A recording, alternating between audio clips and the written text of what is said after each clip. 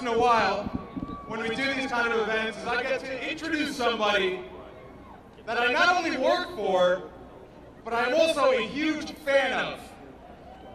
This guy right here, known lovingly as the next generation of great talk radio, found on Sirius Patriot 144 and XM America Right 166, is the host of the Wilkow Majority, Andrew Wilkow.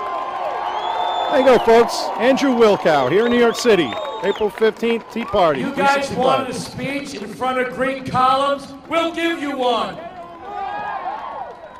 For one whole year, you've been called racist.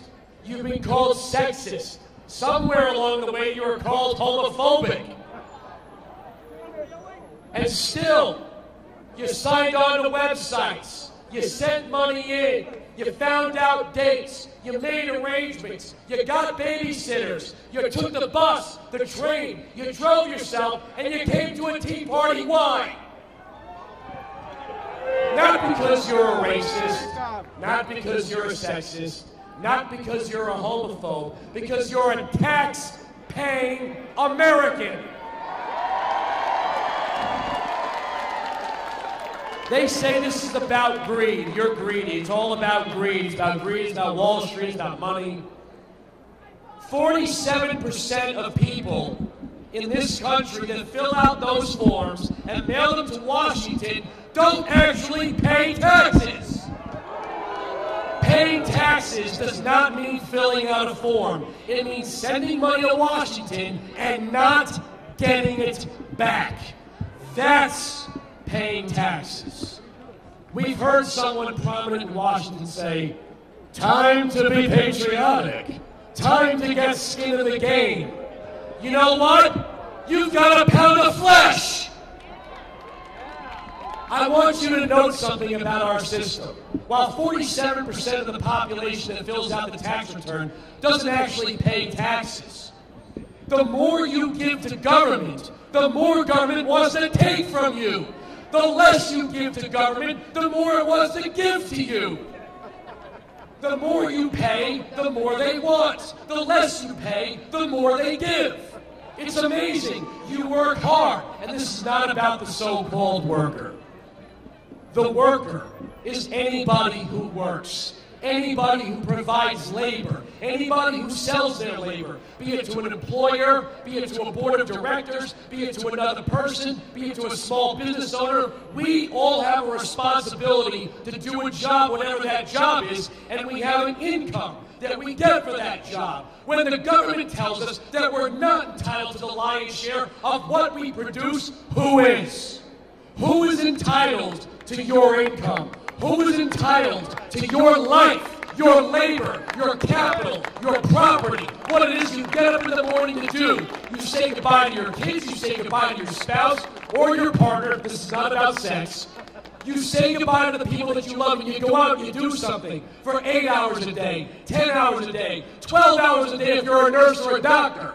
And the government says, no, no. You haven't given us enough. We have a bureaucracy that needs to be fed. We have a program that needs to be fed. We need more, we need more, we need more, but not from everyone. Everybody has the right to vote, but everybody has the responsibility to contribute if they're going to vote for higher taxes, not the other way around. We have a poison in this country, and there's a poison that comes to us when government says, trust us to deliver largesse. Don't worry who's going to pay for it. Don't worry about where we're going to get the money. Don't worry about what it costs. You have a right to it. Or they have a right to it. Or whoever has a right to it. And when you start to scratch your head and you say, well, you want to give 32 million people this or 20 million people that, and you're already broke, you're already running a structural deficit, where on earth are you getting the money? You want the answer? China! Every single dollar that's allocated to an unfunded program comes not only from a foreign government, it comes with interest. Now, I have a term that I invented on the program, and a great economist named Arthur Laffer asked me if he could borrow it. And I said, you're Arthur Laffer, the inventor of the Laffer curve. You can borrow whatever you want. It's the zero liability voter. It seems that the bureaucrats in Washington favor a group of people who are willing to vote for any level of spending with no reasonable expectation that they'll be the ones who pay for it. They're zero liability voters. And let me let you in on a little secret. When the non-contributor to the federal tax base outweighs the contributor to the tax base, you can say goodbye to your freedom, because 51% will always vote itself a raise on the backs of 49%. And when we try to discuss out-of-control spending, they tell us we don't care about children with birth defects, we don't care about elderly people who need medication. We don't care about our soldiers returning from battle with physical and mental injuries. They tell us that we hate this man because of his race, or we don't like that person because of their immigration status. They never, ever address the simple economic truth that an economy driven by non-contributors isn't an economy. It's a money system that will fail. When money is nothing but a piece of paper with a dead president on it, what is it? They say that healthcare is too expensive, food is too expensive, houses are too expensive. I would like to know what isn't too expensive. It seems in our newfound love affair with wealth redistribution, any price not set by a bureaucrat is wrong. If the product costs too much, the producer is gouging. If it costs too little, the producer is undercutting. If the producer prices the product the same as everybody else, the producer's in collusion. So what kind of pricing you like? Is it supply and demand? Or is it just some evil thing that people do around a boardroom to punish so-called poor people? The reality is that when you create a group of people and you lull them into a false sense of security, that a government can solve all their problems with other people's money. You have people who are unwilling to address the rights of their neighbors. They say we don't like the poor.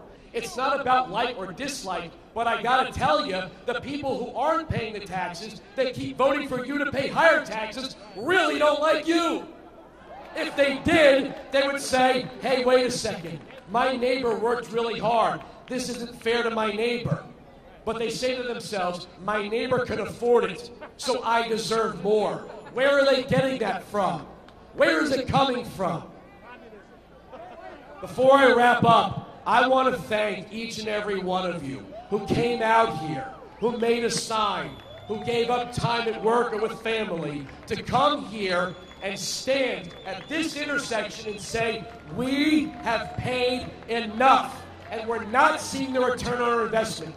And I want to thank all the New York City police officers who are out here making sure that we are the safest but most civil-minded organization. And I want to finish with this, and I need some help. I'm going to say we're right. You're going to say they're wrong. So I need some help. You ready? We'll try this one time. We're right. We're right. We're right. And that's the end of the story. But it's not the end of the rally. Andrew Wilkow, I really enjoy when I get to fill in for the Wilkow majority. You're a great bunch of people. You know, there's something written behind me under the banner for TeaParty365. It says, help build a